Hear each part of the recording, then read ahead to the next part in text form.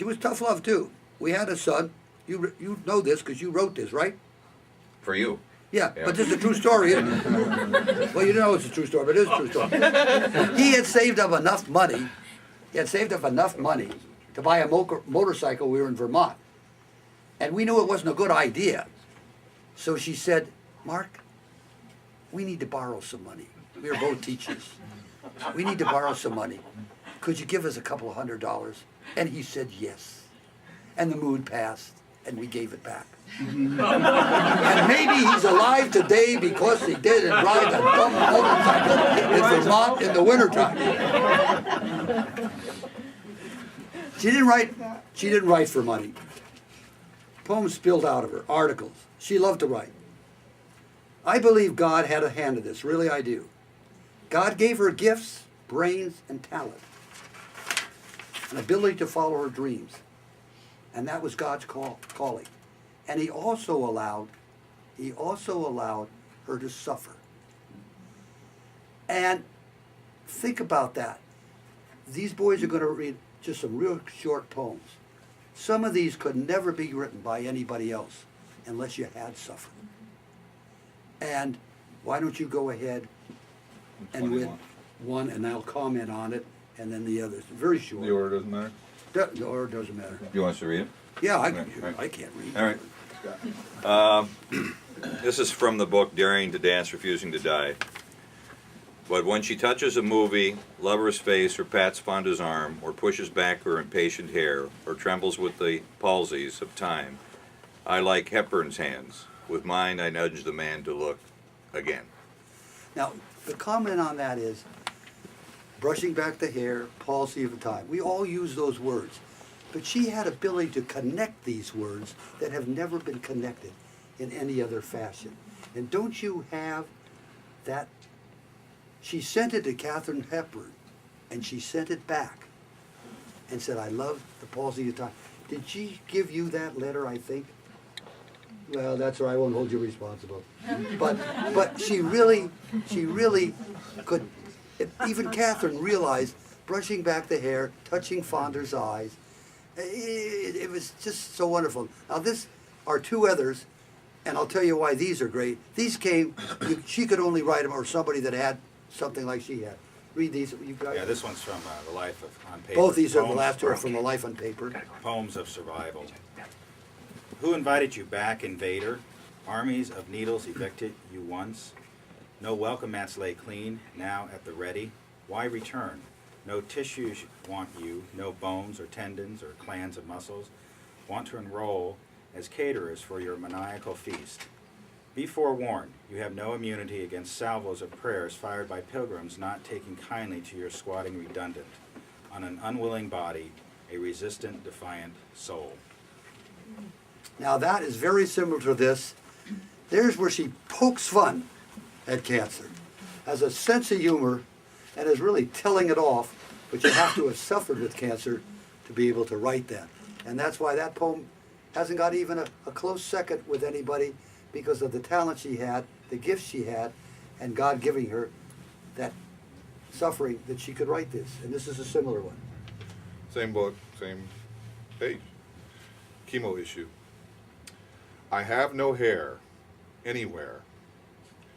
There used to be lots of it, here and there. Now I am contained in skin. Too thin, fall out without. No hair anywhere. But it's the fall in within I worry about. Is this new hair warming my bones in there? Is there hirsute tissue? That's the issue. Now I picked those out just because she paints with her, she's a painter, an artist with a poem, but that just shows you that she makes fun. There's a couple others in other books, but they were short enough, and I thought you'd like to hear that. In conclusion, now this is a little, do I have this? You wrote this, oh yeah. In conclusion, when Pat finished in 2007 her novel and then recorded it for me, I asked her to do that so I'd have her voice. Haven't been able to listen to it, but I have it. I listened to it with her once. I know it's good because she laughed. Whenever she laughed at something she wrote, it was good. It was pain doing it. 8 hours up on Ridge Road, you know how bumpy that is. 4 sessions. But she was actually laughing, so I knew. She always didn't think her stuff was too good, because when I said it was good, it was her husband speaking. But when she laughed, I knew she liked it. You have fulfilled your goals and gifts I gave to you, and you have suffered enough. This is God speaking. Now it's time for you to come home and have eternal peace and happiness with your Heavenly Father, and have released her from her suffering. Now I have a P.S. on it. And this is, I was telling Father Joseph, I don't know how much you were deep in prayer, but I was telling Father Joseph, you're going to hear God if you're quiet. If you're always talking, you're not going to hear him.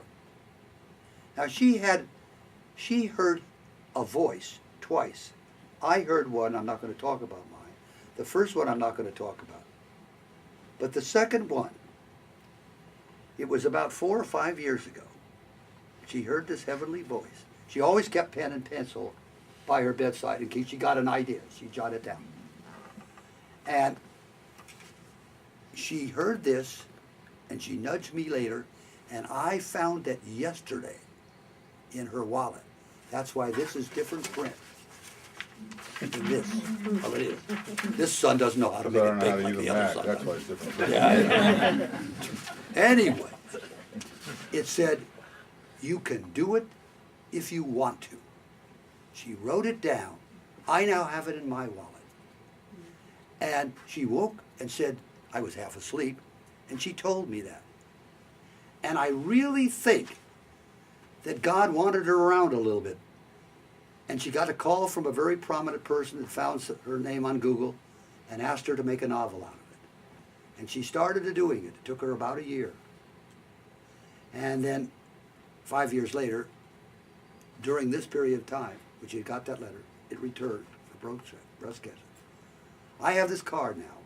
The words are, my mission today. You can do it if you want to. And this is me speaking. I want to. I have a plan about this, and I have a plan and a goal and tenacity. This book will be published. Big time. And I want to stamp out breast cancer that killed my wife, Pat, as well as over 40,000 people I read in the paper yesterday, each year, via new research. I don't know if you know about DNA with those women may be likely to get it and never get it. They're working on that right now. And most likely, breast cancer will be gone.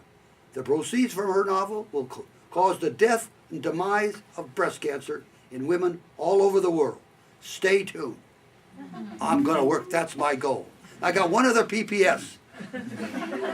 I was, before I married Pat or saw Pat, I was giving a wedding. I was the best man. And a lot of people were at my mother's house. I was just a boy, about 20 years old, wedding, young. And I wanted to introduce the guests to my, and I said, this is Bob Norton. And I looked over here, and I couldn't remember her name. I was going to be the best man in 2 days. So I said, and his new wife. And she said, you can't say that, Richard. And the room got quiet. I said, I forgot your name. And I'm saying, when I go to introduce you to different people, and I give you that look like this, please tell me who you are. Don't let me go through that anguish that I did that night 60 years ago. Now let's go eat, and we're going to toast her. Now I got some toast, and if you've got a toast, where's that thing? Where's that thing? I've lost the phone again. Where's the phone? What'd you guys do? Hide the phone. You've been disinherited. When I go like this, that means you got something to say, because an Irish wake is no booze, but we're going to get her. She caused all this rain. This Irish lass is why it's raining here today. But I love her anyway. Let's go in and toast her and you want roast to do a her. blessing for the food before we eat? Sure. Okay.